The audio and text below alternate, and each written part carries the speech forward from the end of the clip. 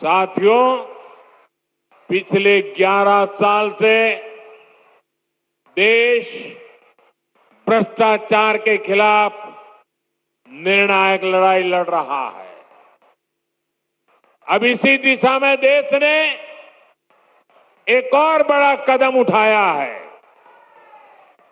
इस बार लोकसभा में भाजपा सरकार एक बहुत बड़ा एंटी करप्शन बिल लेकर आई है। मैं बंगाल के लोगों से इस बिल के बारे में विशेष तौर पर बात करूंगा। साथियों, आप भी जानते हैं, हमारे देश में अगर एक छोटा सा सरकारी कर्मचारी, चाहे वो सरकारी कर्मचारी ड्राइवर हो, प्यून हो, सरकार की किसी कैंटीन में काम करता हो, सरकार में कहीं साफ सफाई का काम करता हो, अगर वो कर्मचारी को किसी पुलिस वाले ने जेल में बंद कर दिया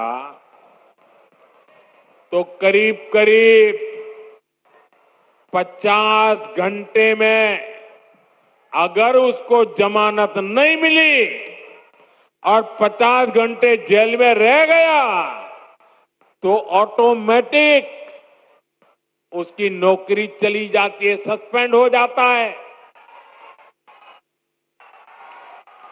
एक छोटा मुलाजिम 2 दिन अगर जेल में रहे तो उसकी जिंदगी तबाह करने के कानून है, लेकिन कोई मुख्यमंत्री, कोई मंत्री, प्रधानमंत्री अगर जेल चला जाए तो उसके लिए कोई कानून नहीं है। और हालत तो देखिए, आजकल ये लोग इतने गिरे हैं कि जेल से भी सरकार चलाने की कोशिश कर रहे हैं। पश्चिम बंगाल ने ये साक्षात देखा है, बार बार कई बार अनुभव किया है। टीएमसी के एक मंत्री टीचर्स घोटाले में आज तक जेल में है।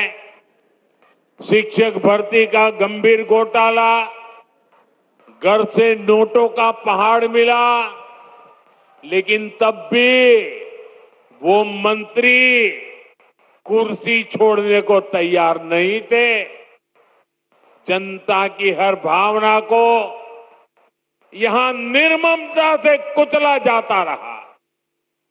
इसी तरह टीएमसी के एक और मंत्री पर गरीबों का राशन लूटने का आरोप है।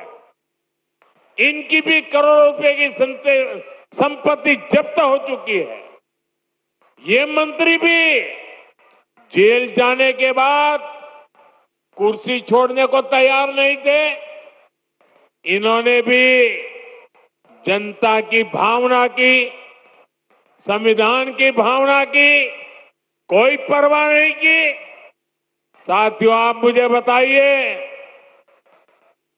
ऐसे लोग जो भ्रष्ट है, जो जनता को धोखा दे रहे हैं, क्या उन्हें सरकार में अपने पद पर रहने का हक है क्या? हक है क्या? हमने तो ये देखा है कि मुख्यमंत्री तक जेल जाते हैं, लेकिन वो जेल से सरकार चलाते हैं। ये संविधान का, लोकतंत्र का सरासर अपमान है और मोदी संविधान का यह अपमान होते नहीं देख सकता। इसलिए मैंने तय किया, ये सब नहीं चल सकता। मंत्री हो, मुख्यमंत्री हो, अरे इतना ही नहीं, प्रधानमंत्री को भी सख्त कानून के दायरे में लाया हूं। अगर पीएम भी 30 दिन जेल में रहे और उन्हें जमानत न मिले तो अगले दिन उनकी कुर्सी भी चली जाएगी।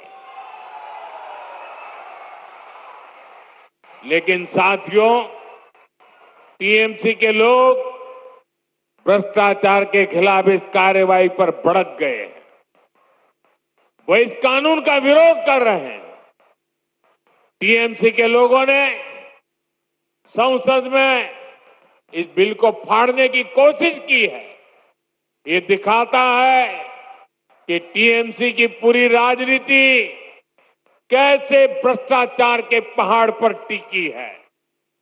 इसलिए लोग इतने डरे हुए हैं, भ्रष्टाचारियों को बचाने में जुटे हैं